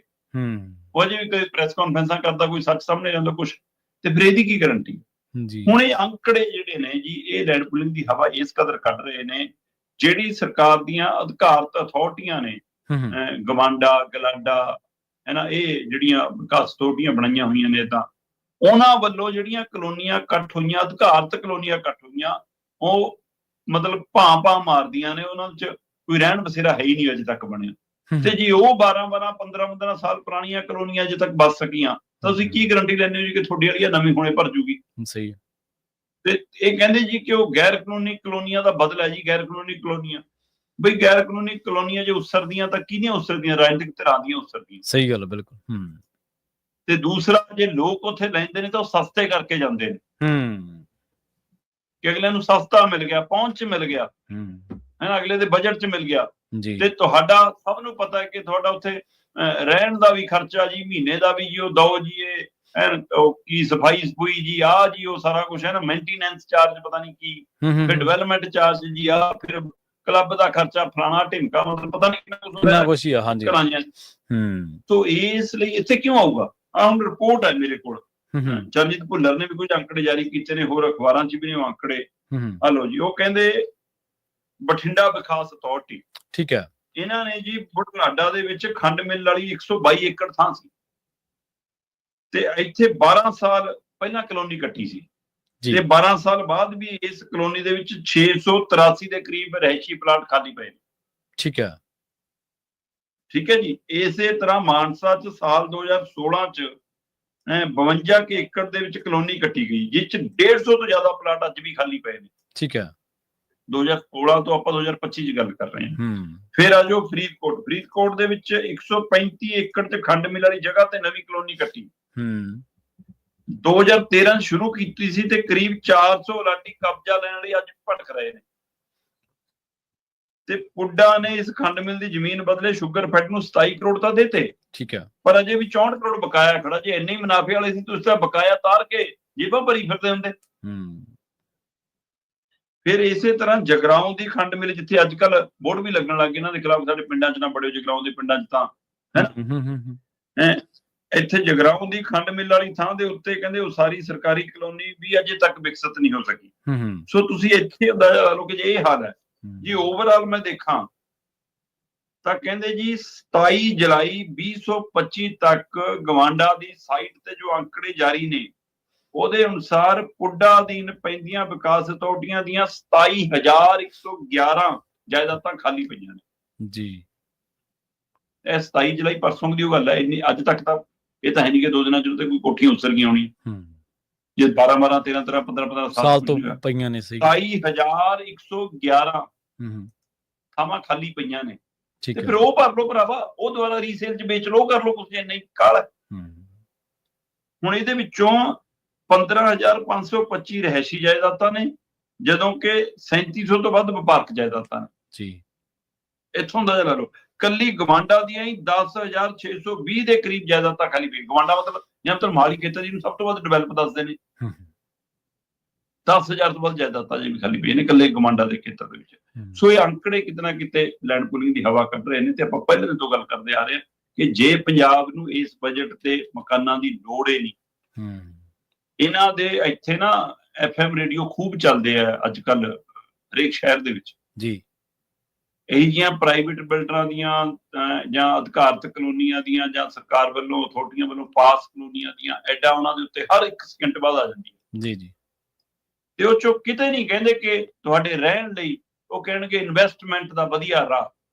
ਸਹੀ ਗੱਲ, ਸਹੀ। ਇਹਦਾ ਮਤਲਬ ਮਕਾਨ ਵਾਲੇ ਮਕਾਨ, ਛੱਤ ਵਾਲੇ ਛੱਤ ਨਹੀਂ ਲੱਭਦੇ। ਇਹ ਪੈਸੇ ਕਮਾਉਣ ਵਾਲੇ ਚ ਕਮਾਉਂਦੇ ਨੇ। ਤੇ ਉਹ ਕੌਣ ਕਮਾਉਂਦੇ ਨੇ? ਕੋਈ ਬੜਾ ਲੈਂਡ ਮਾਫੀਆ ਵਾਲਾ, ਕੋਈ ਛੋਟਾ ਲੈਂਡ ਮਾਫੀਆ ਵਾਲਾ, ਕੋਈ ਸਰਕਾਰੀ ਪੈਸੇ 2 ਨੰਬਰ ਦੇ ਕਮਾਉਣ ਵਾਲਾ, ਤੇ ਕੋਈ ਰਾਜਨੀਤੀ ਚੋਂ ਕਮਾਉਣ ਵਾਲਾ, ਤੇ ਕੋਈ ਚਿੱਟੇ ਚੋਂ, ਤੇ ਕੋਈ ਕਾਲੇ ਚੋਂ ਕਮਾਉਣ ਵਾਲਾ। ਇਹ ਉਹ ਨੇ ਜੀ। ਮਾਤੜ ਤੋਂ ਇੱਕ ਘਰ ਨਹੀਂ ਜੁੜਦਾ ਇਹ ਜਿਹੇ ਸ਼ਹਿਰਾਂ ਚ ਆ ਕੇ। ਮਾਤੜ ਦੇ ਤਾਂ ਘਰ ਦੀ ਜੇ ਛੱਤ ਚੋਣ ਲੱਗ ਪਏ ਤੇ ਉਹ ਸੀਜ਼ਨ ਡੀਕਦਾ ਰਹਿੰਦਾ ਵੀ ਕੋਈ ਹਾੜੀ ਦਾ ਜਾਂ ਸਾਉਣੀ ਦਾ ਕੋਈ ਸੀਜ਼ਨ ਲੱਗੂਗਾ ਤੇ ਫੇਰ ਬਦਲਾਂਗੇ। ਅਗਲੀ ਗੱਲ ਕਰੀਏ ਬੀਬੀਆਂ ਦੇ ਮੁਫਤ ਬੱਸ ਸਫ਼ਰ ਦੇ ਬਾਰੇ। ਇਹਦੇ ਵਿੱਚ ਕੋਈ ਦੋ ਰਾਏ ਨਹੀਂ ਕਿ ਬੀਬੀਆਂ ਨੂੰ 1000 ਰੁਪਇਆ ਕਹਿ ਕੇ ਮਹੀਨੇ ਦਾ 600 ਯੂਨਿਟ ਬਿਜਲੀ ਮੁਫਤ ਕਹਿ ਕੇ ਆਮ ਆਦਮੀ ਪਾਰਟੀ ਨੂੰ ਵੱਡਾ ਮੈਂਡੇਟ ਮਿਲਿਆ। ਇਹ ਵੀ ਸਹੂਲਤ ਉਹਨਾਂ ਦੇ ਵਿੱਚੋਂ ਇੱਕ ਸੀਗੀ, ਪਰ ਹੁਣ ਖਜ਼ਾਨੇ ਨੂੰ ਇਹਦੀ ਕਹਿੰਦੇ ਭਾਰੀ ਸੱਟ ਲੱਗ ਰਹੀ ਹੈ ਜੀ। ਪ੍ਰਵੀਨ ਜੀ, ਜਦੋਂ ਇਹ ਯੋਜਨਾਵਾਂ ਆਈਆਂ ਸੀ, ਚਾਹੇ ਮੁਫਤ ਬਿਜਲੀ ਵਾਲੀ ਜਾਂ ਮੁਫਤ ਦਾ, ਆਪਾਂ ਤਦ ਵੀ ਗੱਲ ਕਰਦੇ ਹਾਂ ਕਿ ਸਰਕਾਰੀ ਖਜ਼ਾਨੇ ਚੋਂ ਵੋਟਾਂ ਖਰੀਦਣ ਦਾ ਤਰੀਕਾ ਹੁੰਦਾ ਹੈ। ਜੀ ਜੀ, ਇਹ ਸਰਕਾਰੀ ਪੈਸੇ ਨਾਲ ਪਾਰਟੀ ਲਈ ਵੋਟਾਂ ਹਥਿਆਉਣ ਦਾ ਤਰੀਕਾ। ਪਰ ਵੋਟਾਂ ਪਈਆਂ ਵੀ ਜੀ। ਚਲੋ ਬਿਜਲੀ ਵਾਲੇ ਮਸਲੇ ਤਾਂ ਆਮ ਆਦਮੀ ਪਾਰਟੀ ਨੂੰ ਪਈਆਂ, ਬੀਬੀਆਂ ਦੇ ਮੁਫਤ ਸਫ਼ਰ ਵਾਲੇ ਮਸਲੇ ਦੇ ਉੱਤੇ ਕਾਂਗਰਸ ਸਰਕਾਰ ਨੂੰ ਵੋਟਾਂ ਨਹੀਂ ਪਈਆਂ। ਇਹ ਸਕੀਮ ਉਹ ਲੈ ਕੇ ਆਏ ਸੀ, ਪਰ ਆਮ ਆਦਮੀ ਪਾਰਟੀ ਇਹਨੂੰ ਦਰੁਸਤ ਕਰਨ ਦੀ ਜਾਂ ਬੰਦ ਕਰਨ ਦੀ ਹਿੰਮਤ ਨਹੀਂ ਕਰ ਸਕਦੀ। ਮਤਲਬ ਜੇ ਸੱਚਮੁੱਚ ਇਹ ਪੰਜਾਬ ਦੇ ਲੋੜਵੰਦਾਂ ਲਈ ਸੀ ਤਾਂ ਇਹ ਪੰਜਾਬ ਦੇ ਆਰਥਿਕ ਤੌਰ ਤੇ ਕਮਜ਼ੋਰ ਲੋਕਾਂ ਲਈ, ਮਜ਼ਦੂਰਾਂ ਲਈ, ਵਿਧਵਾਵਾਂ ਲਈ, ਉਹ ਜਾਂ ਵਿਦਿਆਰਥੀਆਂ ਲਈ, ਬੱਚਿਆਂ ਲਈ, ਸਟੂਡੈਂਟਾਂ ਲਈ, ਉਹਨਾਂ ਲਈ ਹੁੰਦੀਆਂ। ਫਿਰ ਤਾਂ ਸਮਝ ਆਉਂਦੀ। ਤੁਸੀਂ ਲੈ ਕੇ ਆਏ ਜੀ ਕਿ ਹਰ ਬੀਬੀ ਜਿਹਦੇ ਕੋਲ ਪੰਜਾਬ ਦਾ ਆਧਾਰ ਕਾਰਡ, ਉਹਦੇ ਲਈ ਸਫ਼ਰ ਮੁਫਤ। ਹੁਣ ਇਹਦੇ ਵਿੱਚ ਜਾਂ ਤਾਂ ਫਿਰ ਬੀਬੀਆਂ ਨੇ ਸੰਗਰਾਂਦ ਮੱਸਿਆ ਇਹ ਵਧਾਈ, ਜਾਂ ਬਾਜ਼ਾਰੋਂ ਸ਼ਾਪਿੰਗ ਵਧਾਈ। ਚਲੋ ਇਸ ਬਹਾਨੇ ਚਲੋ ਉਹਨਾਂ ਦਾ ਤਾਂ ਠੀਕ ਹੈ, ਕੁਝ ਮਕਸਦ ਤਾਂ ਸੀ ਵਿਚਾਰੀਆਂ ਦਾ। ਪਰ ਜਿਹੜੀ ਸਰਕਾਰੀ ਨੌਕਰੀ ਕਰਨ ਲਈ ਰੋਜ਼ ਆਧਾਰ ਕਾਰਡ ਵਾਲਾ ਲੈ ਕੇ ਸਰਕਾਰੀ ਬੱਸ ਚੜ੍ਹਦੀ ਹੈ ਬੀਬੀ, ਜਿਹਦੀ ਬਾਂਹ ਦੇ ਵਿੱਚ ਮਤਲਬ ਕਿ 10-10, 15-15 ਹਜ਼ਾਰ ਦਾ ਪਰਸ ਹੈ, ਜਿਹਦੀ 1 ਜਾਂ 2 ਤਰੀਕ ਨੂੰ SMS ਰਾਹੀਂ 1.5 ਲੱਖ 2 ਲੱਖ 80 ਹਜ਼ਾਰ ਤਨਖਾਹ ਖਾਤੇ ਚ ਆਉਂਦੀ ਆ, ਉਹਨੂੰ ਮੁਫਤ ਸਫ਼ਰ ਦੇਣਾ ਸੀ, ਫਿਰ ਪੰਜਾਬ ਦਾ ਕਿਹੜਾ ਭਲਾ ਕਰਤਾ ਬਈ? ਸਵਾਲ ਤਾਂ ਇਹ ਹੈ, ਕੋਈ ਵਰਗ ਵੰਡ ਤਾਂ ਕੁਝ ਕਰਦੇ ਨਾ, ਕਿ ਜੇ ਕਰਨੇ ਲੱਗੇ ਸੀ ਸਹੀ, ਤੇ ਜੇ ਪਹਿਲੀ ਕਾਂਗਰਸ ਨੇ ਗਲਤੀ ਕਰ ਦਿੰਦੀ ਤੁਸੀਂ ਠੀਕ ਕਰ ਲੈਂਦੇ। ਤੇ ਇਸ ਦਾ ਅਸਰ ਇਹ ਪਿਆ ਕਿ ਅੱਜ ਦੀ ਤਰੀਕ ਦੇ ਵਿੱਚ ਜਿਹੜਾ ਬਿੱਲ ਬਣਦਾ ਹੈ PRTC ਪਨ ਬੱਸ ਦਾ, ਜਿਹੜਾ ਉਹਨਾਂ ਨੇ ਸਰਕਾਰ ਨੂੰ ਦੇਣਾ ਹੁੰਦਾ ਤੇ ਸਰਕਾਰ ਨੇ ਫਿਰ ਉਹ ਅਦਾ ਕਰਨੇ ਹੁੰਦੇ ਆ ਗਵਰਨਮੈਂਟ ਨੂੰ ਪੈਸੇ, ਬੀਬੀ ਵਾਲੇ ਮੁਫਤ ਵਾਲੇ ਦੇ, ਉਹ 840 ਕਰੋੜ ਦੀ ਐਵਰੇਜ ਬਣਦੀ ਹੈ ਸਾਲ ਦੀ। ਠੀਕ ਹੈ ਜੀ। ਤੇ ਵਾਪਸ ਮਿਲ ਰਿਹਾ 450 ਕਰੋੜ। ਬਾਕੀ ਘਾਟਾ ਕਿੱਥੋਂ ਪੂਰਾ ਕਰਨਾ? ਘਾਟਾ ਕਿੱਥੋਂ ਪੂਰਾ ਕਰਨਾ? ਸਹੀ ਗੱਲ। 1100 ਕਰੋੜ ਰੁਪਈਆ PRTC ਪਨ ਬੱਸ ਦਾ ਸਰਕਾਰ ਕੰਨੀ ਬਕਾਇਆ ਖੜਾ। ਤੇ ਇੱਥੇ ਮੁੱਖ ਮੰਤਰੀ ਸਾਹਿਬ ਢੋਲੇ ਦੀਆਂ ਲਾਉਂਦੇ ਆ, ਕਹਿੰਦੇ ਵੀ ਸਾਡਾ ਤਾਂ ਖਜ਼ਾਨਾ ਭਰਿਆ ਪਿਆ, ਐਵੇਂ ਰੋਈ ਜਾਂਦੇ ਸੀ ਪਹਿਲੇ, ਅਸਾਂ ਕਦੇ ਨਹੀਂ ਰੋਂਦੇ ਜੀ। ਰੋ ਤਾਂ ਪੰਜਾਬ ਰਿਹਾ ਭਰਾਵਾ, 4.25 ਲੱਖ ਕਰੋੜ ਨੂੰ ਕਰਜ਼ਾ ਹੋ ਜਾਣਾ ਜਦੋਂ 31 ਮਾਰਚ ਨਿਬੜਨੀ ਹੈ। ਤੁਸੀਂ ਕਿਉਂ ਰੋਣਾ ਜੀ? ਤੁਸੀਂ ਤਾਂ ਉਡਾਰੀ ਮਾਰ ਜਾਣੀ ਹੈ। ਹੁਣ ਤੁਸੀਂ ਇੱਥੋਂ ਅੰਦਾਜ਼ਾ ਲਾ ਲਓ ਕਿ 2021-22 ਦੇ ਵਿੱਚ ਇਹ ਬਿੱਲ ਮਤਲਬ ਜਿਹੜਾ ਸੀਗਾ ਉਹਦੇ ਵਿੱਚੋਂ 250 ਕਰੋੜ ਜ਼ਿਆਦਾ ਹੋਇਆ, 22-23 ਦੇ ਵਿੱਚੋਂ 490 ਕਰੋੜ ਜ਼ਿਆਦਾ ਹੋਇਆ, 23-24 ਦੇ ਵਿੱਚ 490 ਜ਼ਿਆਦਾ ਹੋਇਆ, 24-25 450 ਜ਼ਿਆਦਾ ਹੋਇਆ। ਮਤਲਬ ਬਿੱਲ ਹੈਗਾ 24-25 ਦਾ 840 ਕਰੋੜ ਅਦਾ ਹੋ ਰਿਹਾ, 450 ਸ਼ੁਰੂ ਤੋਂ ਘਟਾ ਦਾ ਹੁੰਦਾ ਆ ਰਿਹਾ, ਤੇ ਨਤੀਜਾ 1100 ਕਰੋੜ ਖੜਾ ਬਕਾਇਆ। ਤੇ ਜੇ ਬਕਾਇਆ ਖੜਾ ਫਿਰ ਇਹਦਾ ਮਤਲਬ ਬੱਸਾਂ ਖੜ ਰਹੀਆਂ, ਕਿਸੇ ਦੇ ਟਾਇਰ ਪੈਣੇ ਆ, ਕਿਸੇ ਦਾ ਇੰਜਣ ਹੋਣਾ, ਕਿਸੇ ਦਾ ਗੇਅਰ ਬਾਕਸ ਬਦਲਿਆ ਜਾਣਾ, ਕਿਸੇ ਦਾ ਸਟੀਅਰਿੰਗ ਮੁਰੰਮਤ ਮੰਗਦਾ, ਕਿਸੇ ਦੀ ਬਾਡੀ ਖੜਕ ਗਈ। 2021 ਦੇ ਵਿੱਚ ਨਵੀਆਂ ਬੱਸਾਂ ਲਈਆਂ ਸੀ, ਉਹਦਾ ਵੀ ਖਰੀਦ ਘਟਾਲਾ ਕਿਹਾ ਗਿਆ ਸੀ, ਤੇ ਮੁੜ ਕੇ ਉਹਦੇ ਤੇ ਕਿਤੇ ਕੋਈ ਖੜੀ ਨਹੀਂ, ਸਰਕਾਰ ਅਜੇ ਤੱਕ ਲੱਭੀ ਨਹੀਂ ਹੈ ਨਾ। ਪਰ ਜਿਹੜੀਆਂ ਬੱਸਾਂ 2010 ਚ ਖਰੀਦੀਆਂ ਸੀ, ਉਹ 15 ਸਾਲ ਮੁਕਾ ਕੇ 2025 ਦੇ ਵਿੱਚ ਕੰਡਮ ਹੋ ਜਾਣੀਆਂ ਨੇ। 400 ਬੱਸਾਂ ਇਸ ਬੇੜੇ ਚੋਂ ਨਿਕਲ ਜਾਣੀਆਂ ਨੇ। ਅੱਜ ਦੀ ਤਰੀਕ ਚ 1200 ਦੇ ਕਰੀਬ ਬੱਸਾਂ ਦੀ ਲੋੜ ਹੈ। 656 ਦੇ ਕਰੀਬ ਬੱਸਾਂ ਜਿਹੜੀਆਂ ਨੇ PRTC ਨੂੰ ਚਾਹੀਦੀਆਂ ਨੇ ਜੀ। 606 ਦੇ ਕਰੀਬ ਬੱਸਾਂ ਪਨ ਬੱਸ ਦੀ ਡਿਮਾਂਡ ਹੈ। 1200 1250 ਬੱਸਾਂ ਦੀ ਲੋੜ ਹੈ, ਤੇ 2025 ਮੁੱਕਦਿਆਂ 400 ਹੋਰ ਨਿਕਲ ਜਾਣੀਆਂ, ਅੰਦਰ 1600 ਦੇ ਕਰੀਬ ਚਲੀ ਜਾਣੀਆਂ। 10% ਬੱਸਾਂ ਰੋਜ਼ ਵਰਕਸ਼ਾਪ 'ਚ ਖੜ ਜਾਂਦੀਆਂ ਨੇ, ਆਪਣੀ ਮੰਜ਼ਿਲ ਕੰਨੀ ਤੇ ਰਾਹ 'ਚ ਖੜ ਜਾਂਦੀਆਂ ਨੇ, ਉਹਨਾਂ ਦਾ ਕੋਈ ਵਾਲੀ ਵਾਰਸ ਨਹੀਂ। ਤਨਖਾਹ, ਇਸ ਦਾ ਨਤੀਜੇ ਦਾ ਅਸਰ ਕੱਲੀ ਬੱਸਾਂ ਦੀ ਰਿਪੇਅਰ ਤੇ ਨਹੀਂ, ਮੁਲਾਜ਼ਮਾਂ ਦੀ ਤਨਖਾਹ ਤੇ ਧਰਨੇ ਲਾਉਣ ਲਈ ਆਉਂਦੇ ਨੇ, ਫਿਰ ਚੱਕਾ ਜਾਮ ਕਰਦੇ ਨੇ। ਮਤਲਬ ਜੂਨ ਮਹੀਨੇ ਦੀ ਤਨਖਾਹ ਜਿਹੜੀ 30 ਜੂਨ ਨੂੰ ਜਾਂ 1-2 ਜੁਲਾਈ ਨੂੰ ਮਿਲਣੀ ਸੀ, ਉਹ 24 ਜੁਲਾਈ ਨੂੰ ਮਿਲੀ ਹੈ ਜੀ ਜਾ ਕੇ। ਤੇ ਫਿਰ ਹਾਲਤ ਕੀ ਹੈ ਜੀ। ਇਸ ਲਈ ਪੰਜਾਬ ਦਾ ਬਿਜਲੀ ਵਿਭਾਗ ਤੇ ਪੰਜਾਬ ਦਾ ਰੋਡਵੇਜ਼ ਵਿਭਾਗ ਇਹਦਾ ਧੂੰਆਂ ਨਿਕਲ ਗਿਆ ਜੀ, ਤੇ ਇਹਦੇ ਲਈ ਇਹ ਸਕੀਮਾਂ ਜ਼ਿੰਮੇਵਾਰ ਨੇ ਜੀ। ਬਿਲਕੁਲ, ਦੇਖੋ ਜੇ ਸਿਆਸੀ ਪਾਰਟੀਆਂ ਇਸੇ ਤਰ੍ਹਾਂ ਹੀ ਲੋਕ ਲੁਭਾਵਣੇ ਮੁੱਦੇ ਕਰਕੇ ਸੱਤਾ ਦੇ ਵਿੱਚ ਆਉਂਦੀਆਂ ਰਹੀਆਂ, ਉਹਦੇ ਨਾਲ ਦੂਰ ਨਹੀਂ ਜਦੋਂ ਸਾਰੇ ਕਾਸੇ ਦੇ ਧੂੰਆਂ ਨਿਕਲ ਜਾਣਾ। ਇਹਨਾਂ ਨੇ ਤਾਂ ਵੋਟ ਤੰਤਰ ਨੂੰ ਜਿਹੜਾ ਉਹ ਇੱਕ ਉਸ ਪਾਸੇ ਨੂੰ ਜਾਣ ਲਓ ਕਹਿ ਲਓ, ਜਾਂ ਸੱਤਾ ਵੱਲ ਨੂੰ ਹਥਿਆਉਣ ਦੇ ਲਈ ਕਹਿ ਲਓ, ਇਹਨਾਂ ਨੇ ਤਾਂ ਸਰਕਾਰੀ ਖਜ਼ਾਨੇ 'ਚ ਵੋਟਾਂ ਖਰੀਦਣੀਆਂ ਹੀ ਹੈ। ਪਰ ਸਰਕਾਰੀ ਖਜ਼ਾਨਾ ਪਾਰਟੀਆਂ ਜਾਂ ਸਰਕਾਰਾਂ ਦਾ ਨਹੀਂ ਹੁੰਦਾ, ਲੋਕਾਂ ਦਾ ਵੀ ਹੁੰਦਾ। ਅਗਲੀ ਗੱਲ ਕਰੀਏ ਭਾਰਤ ਦੇ ਵਿੱਚ ਜਿਹੜੀ ਇਸ ਟਾਈਮ ਹਾਊਸ ਦੀ ਜਿਹੜੀ ਕਾਰਵਾਈ ਚੱਲ ਰਹੀ ਹੈ, ਇਸੇ ਦਰਮਿਆਨ ਸਰਕਾਰ ਵਿਰੋਧੀ ਧਿਰਾਂ ਦੇ ਨਿਸ਼ਾਨੇ ਤੇ ਹੈ। ਭਾਰਤ ਪਾਕਿਸਤਾਨ ਜੰਗ ਦੇ ਬਾਰੇ ਹੁਣ ਤੱਕ ਭਾਰਤ ਸਰਕਾਰ ਦੀ ਕਾਫੀ ਆਲੋਚਨਾ ਹੋ ਚੁੱਕੀ ਹੈ। ਇਸ ਕਰਕੇ ਨਹੀਂ ਕਿ ਉਹਨੇ ਜੰਗ ਰੋਕੀ ਜਾਂ ਜੰਗ ਨਹੀਂ ਰੋਕੀ ਜਾਂ ਜੰਗ ਨੂੰ ਕਰਨੀ ਪਈ ਜਾਂ ਲੜਨੀ ਪਈ, ਬਲਕਿ ਇਸ ਕਰਕੇ ਕਿ ਕਿਸੇ ਵੀ ਮਾਮਲੇ ਦੇ ਵਿੱਚ ਉਹ ਸੱਚ ਨਹੀਂ ਦੱਸ ਰਹੇ। ਲੰਘੇ ਦਿਨੀ ਅਮਰੀਕੀ ਰਾਸ਼ਟਰਪਤੀ ਡੋਨਾਲਡ ਟਰੰਪ ਨੇ ਬੜੀ ਠੋਕ ਵਜਾ ਕੇ ਗੱਲ ਕਹੀ ਕਿ ਬਈ ਭਾਰਤ ਪਾਕਿਸਤਾਨ ਜੰਗ ਜੇ ਮੈਂ ਨਾ ਹੁੰਦਾ ਤਾਂ ਹੋ ਜਾਣੀ ਸੀ। ਇਸ ਮਾਮਲੇ ਦੇ ਵਿੱਚ ਜਦੋਂ ਮੋਦੀ ਸਾਹਿਬ ਬੋਲ ਰਹੇ ਸੀਗੇ, ਉਹ ਕਹਿੰਦੇ ਹੋਰ ਸਾਰਾ ਕੁਝ ਬੋਲਿਆ, ਪਰ ਟਰੰਪ ਦਾ ਨਾਂ ਨਹੀਂ ਲਿਆ ਮੋਦੀ ਸਾਹਿਬ।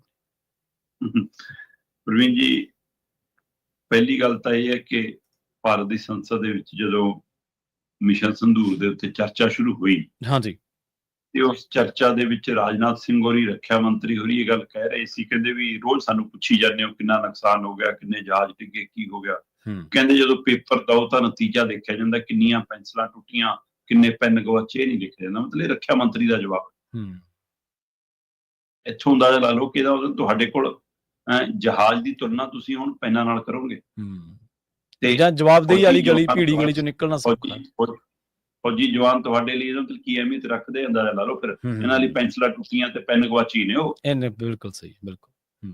ਚਲੋ, ਉਹ ਤੋਂ ਬਾਅਦ ਬਾਰੀ ਆ ਗਈ ਜੀ ਦੂਏ ਦਿਨ ਅਮਿਤ ਸ਼ਾਹ ਜੀ ਦੀ। ਜੀ, ਅਮਿਤ ਸ਼ਾਹ ਜੀ ਕਹਿੰਦੇ ਕਿ ਮੇਰੇ ਕੋਲ ਖਬਰ ਤਾਂ ਕੱਲੇ ਆ ਗਈ ਸੀ, ਪਰ ਮੈਂ ਤਦ ਤੱਕ ਨਹੀਂ ਇਸ ਗੱਲ ਦੇ ਉੱਤੇ ਬੋਲਿਆ ਜਦ ਤੱਕ ਮੈਨੂੰ ਪੁਸ਼ਟੀ ਨਾ ਹੋ ਜਾਵੇ। ਕਹਿੰਦੇ ਲਓ ਜੀ, ਅਸੀਂ ਪਹਿਲਗਾਮ ਅੱਤਵਾਦੀ ਹਮਲੇ ਦੇ ਅੱਤਵਾਦੀ ਮਾਰ ਮੁਕਾਏ ਜੀ, ਅਸੀਂ ਜਾਂਚ ਕਰਾ ਲਈ, ਉਹਨਾਂ ਦੀ ਸ਼ਨਾਖਤ ਵੀ ਕਰਾ ਲਈ ਉੱਥੋਂ ਸਥਾਨਕ ਲੋਕਾਂ ਤੋਂ, ਉਹਨਾਂ ਦੇ ਹਥਿਆਰਾਂ ਦੀ ਜਾਂਚ ਵੀ ਕਰਾ ਲਈ, ਗੋਲੀ ਸਿੱਕੇ ਦੀ ਵੀ ਜਾਂਚ ਕਰਾ ਲਈ, ਚੰਡੀਗੜ੍ਹ ਦੀਆਂ ਲੈਬਾਂ ਚੋਂ ਜਾਂਚ ਹੋ ਗਈ, ਉਹੀ ਹੈ ਜਿਹਦੇ ਨਾਲ ਲੋਕ ਮਾਰੇ ਗਏ ਸੀ। ਸੋ ਲਓ ਜੀ, ਅਸੀਂ ਆਹ ਮਾਰ ਮੁਕਾਏ। ਮਤਲਬ ਇਹ ਕੀ ਕੁਦਰਤੀ ਸਬੱਬ ਸੀ ਜਾਂ ਇਹ ਫਿਲਮੀ ਦ੍ਰਿਸ਼ ਸੀ ਕਿ ਜਿੱਦਣ ਅਮਿਤ ਸ਼ਾਹ ਬੋਲਣਗੇ ਉਹ ਤੋਂ ਪਹਿਲਾਂ ਹੀ ਇਹ ਬੰਦੇ ਮਾਰੇ ਜਾਣਗੇ। ਮਤਲਬ 2 ਮਹੀਨੇ ਤੋਂ ਉੱਪਰ ਵਕਫਾ ਹੋ ਗਿਆ, ਇਹ ਤੋਂ ਪਹਿਲਾਂ ਕਿਉਂ ਨਹੀਂ ਮਾਰੇ ਗਏ? ਬਹਿਸ ਫਿਰ ਤਾਂ ਜੇ ਇਹੀ ਦਿਹਾੜੇ ਬਣਨੇ ਸੀ, ਫਿਰ ਤਾਂ ਰੱਬ ਕਰਦਾ ਤੁਸੀਂ 30 ਦਿਨੇ ਭਾਈ ਬਹਿਸ ਸ਼ੁਰੂ ਕਰ ਲੈਂਦੇ, ਸ਼ਾਇਦ ਉਸੇ ਦਿਨ ਫਿਰ ਫੜ ਹੋ ਜਾਂਦੇ, ਮਾਰੇ ਜਾਂਦੇ। ਜੀ ਬਿਲਕੁਲ ਕਰਾ ਲੈਂਦੇ। ਪਰ ਇਹਦੇ ਨਾਲ ਸਵਾਲ ਇਹ ਵੀ ਖੜਾ ਹੋਇਆ ਕਿ ਬਈ ਜੇ 2 ਮਹੀਨਿਆਂ ਤੋਂ ਇੱਥੇ ਹੀ ਲੁਕੇ ਸੀ, ਫਿਰ ਤੁਸੀਂ ਪਾਕਿਸਤਾਨ ਕੀ ਕਰਨ ਗਏ ਸੀ? ਜੀ ਸਹੀ ਹੈ। ਸਵਾਲ ਤਾਂ ਇਹ ਹੈ ਕਿ ਜਦੋਂ ਇਹ ਘਟਨਾ ਵਾਪਰੀ, ਜਿਸ ਦਿਨ ਹਮਲਾ ਹੋਇਆ, ਉਸ ਦਿਨ ਤੋਂ ਬਾਅਦ ਭਾਰਤ ਦੀਆਂ ਏਜੰਸੀਆਂ ਨੇ ਇਸ ਗੱਲ ਦਾ ਦਮ ਭਰਿਆ ਕਿ ਜੀ ਨਰਿੰਦਰ ਮੋਦੀ ਹੋਰਾਂ ਦਾ ਦੌਰਾ ਇਸ ਲਈ ਰੱਦ ਕੀਤਾ ਕਿ ਸਾਨੂੰ ਇਨਪੁਟ ਮਿਲ ਗਿਆ ਸੀ ਕਿ ਕੋਈ ਅੱਤਵਾਦੀ ਕਾਰਵਾਈ ਹੋ ਸਕਦੀ ਹੈ ਜੀ। ਤੇ ਜੇ ਇਹ ਇਨਪੁਟ ਸੀ, ਉਹ ਕਹਿੰਦੇ ਸਾਨੂੰ ਸਮਾਂ ਤੇ ਸਥਾਨ ਦਾ ਇਨਪੁਟ ਨਹੀਂ ਸੀ, ਫਿਰ ਤਾਂ ਚੌਕਸੀ ਹੋਰ ਵਧਾਉਣੀ ਚਾਹੀਦੀ ਸੀ ਜੇ ਤੁਹਾਨੂੰ ਸਮਾਂ ਤੇ ਸਥਾਨ ਦਾ ਇਨਪੁਟ ਨਹੀਂ ਸੀਗਾ ਜੀ।